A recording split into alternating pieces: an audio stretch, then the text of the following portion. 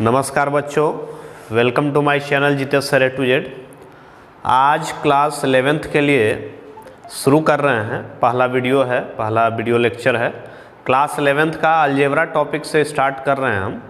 Chapter का नाम है कॉम्प्लेक्स नंबर, जिसको हिंदी में सम्मिश्र संख्या कहते हैं। कॉम्प्लेक्स नंबर हिंदी में सम्मिश्र संख्या कहते हैं। संख्या के बारे में टोटल पढ़ना है। क्लास 10 तक आप लोग संख्या पढ़े हैं, उसमें प्राकृतिक संख्या पढ़े हैं, पूर्ण संख्या पढ़े हैं, पूर्णांक पढ़े हैं, आप भिन्न पढ़े हैं, दशमलव वाला संख्या पढ़े हैं, अभाज्य संख्या पढ़े हैं, भाज्य संख्या पढ़े हैं, सम संख्या पढ़े हैं, विषम संख्या पढ़े हैं। बहुत प्रकार के संख्या आप 10th क्लास तक पढ़ चुके हैं। लेकिन यहाँ पे एक नया संख्या पढ़ना है जिसका नाम है काल्पनिक संख्या, इमेजिनरी नंबर। तो बच्चों आइए थोड़ा देखते हैं हम लोग बोर्ड पे। नंबर मुख्यतः दो प्रकार के कह सकते हैं हम, वास्तविक संख्या रियल नंबर, इमेजिनरी संख्या यानी काल्पनिक संख्या। नंबर मुख्यतः दो प्रकार के, वास्तविक और काल्पनिक। वास्तविक के बारे में टोटल आप 10th क्लास तक पढ़ चुके हैं। काल्पनिक के बारे में हम लोग को स्टडी करना है क्लास 11th में। काल्पनिक संख्या होता क्या है, कैसे इसे व्यक्त करते हैं, काल्पनिक संख्या कहते किसको हैं, ये सारा कुछ हम लोग समझेंगे, उदाहरण समझेंगे, एग्जाम्पल समझेंगे इसका। तो काल्पनिक संख्या यानी इमेजिनरी नंबर। काल्पनिक संख्या जो होता है नेगेटिव नंबर का स्क्वायर रूट।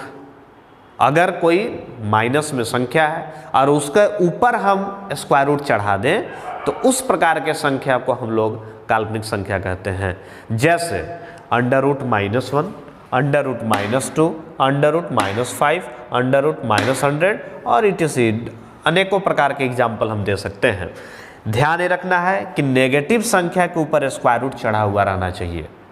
अगर सिर्फ नेगेटिव संख्या लिख दें हम, सिर्फ नेगेटिव संख्या, सिर्फ नेगेटिव -2, -1, -4, तो क्या ये काल्पनिक है? नहीं, ये वास्तविक संख्या है, ये काल्पनिक संख्या नहीं है। या जब तक आप इसमें रूट ना चढ़ाएं, ये रूट चढ़ा दीजिएगा तभी ये काल्पनिक कहलाएगा।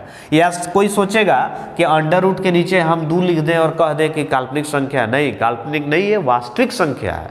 इसलिए बात को क्लियरली समझिएगा, रूट भी होना चाहिए और संख्या माइनस में होना चाहिए, तब जाके जब माइनस लगा देंगे तब एक काल्पनिक कहलाएगा। यानी इसको हम लोग कैसे परिभाषित करेंगे? The square root of negative numbers are called imaginary number. Square root of negative numbers, negative numbers, square root of negative number, 2 point आपको माइंड में रखना है। नेगेटिव नंबर के स्क्वायर रूट को काल्पनिक संख्या कहते हैं। हिंदी में परिभाषित करना चाहें तो ऋणात्मक संख्याओं के वर्गमूल को काल्पनिक संख्या कहते हैं।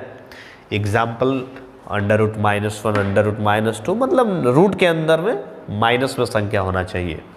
अब इस सारे काल्पनिक संख्या को व्यक्त करने के लिए, एक दूसरे से रिलेट करने के लिए, संबंधित करने के लिए अंडर रूट -1 को आयोटा नाम दिया गया। अंडर रूट -1 को आयोटा नाम दिया गया। आयोटा, IOTA स्पेलिंग है आयोटा, जिसको सूचित किया जाता है सिर्फ और सिर्फ पहला लेटर यानी I से। जितने भी काल्पनिक संख्या होगा सबको I के रूप में व्यक्त किया जाएगा। इसको हम लोग व्यक्त करने सीखेंगे कि कोई भी काल्पनिक संख्या को I के रूप में कैसे व्यक्त करते हैं। 6th क्लास का एक फार्मूला है √AB = √A × √B। मतलब है कि रूट के अंदर में अगर एक ही में मल्टीप्लाई में है तो अलग अलग रूट अलग अलग बांट सकते हैं, अलग अलग कर सकते हैं दोनों को रूट में। चलिए देखिएगा, अंडर रूट -2 है, इसको हम लोग लिख सकते हैं, -2 को हम लोग लिख सकते हैं 2 गुना -1। अब ये फार्मूला कहता है कि दोनों को अलग अलग रूट बांट सकते हैं आप, तो रूट दोनों पे अलग अलग बांट दिए। अभी हम जस्ट पहले बताए थे कि भाई अंडर रूट -1 को आयोटा कहते हैं, तो अंडर रूट 2 और इसके बदले में हम लोग आयोटा कह सकते हैं। अंडर रूट -1 को आयोटा कहते हैं, आयोटा अंडर रूट -1 को। तो √2 और -1 का रूट को I कहते हैं, आयोटा कहते हैं। देखिए -3, 3 × -1 लिख सकते हैं, दोनों पे रूट अलग अलग कर दिए इसके बदले में आयोटा हम लोग लिख सकते हैं, क्योंकि अंडर रूट -1 को आयोटा कहते हैं। -4 को 4 गुना -1, अलग अलग रूट कर दिए। 4 का रूट 2 होता है, इसलिए 2 यहाँ लिख दिए। रूट 3 का कोई एक्यूरेट नहीं होता है, डेसिमल में होता है, तो डेसिमल में नहीं लिखे। एक्यूरेट जिसका निकलेगा, परफेक्ट स्क्वायर रूट जिसका निकलेगा, उसको हम लोग निकाल के लिखेंगे। और इसके बदले में आयोटा आप जानते ही हैं। -10 का अंडर रूट है, इसको अलग अलग 10 गुना -1 किए, रूट को अलग अलग बांट दिए, इसके बदले में आयोटा हम लिख सकते हैं। रूट 10 का कोई एक्यूरेट वैल्यू नहीं होता है, 9 होता तो 3 लिख देते हैं हम, 9 का रूट 3 होता है, लेकिन 10 का नहीं होता है, इसलिए इसको ऐसा ही लिखना है। -25 है, 25 × -1, अलग अलग रूट कर दिए, इसके बदले में आयोटा, और 25 का रूट 5 होता है तो 5 लिख दिए। ये तो हम पूरा प्रोसेस से एकदम बताएं, मेथड से।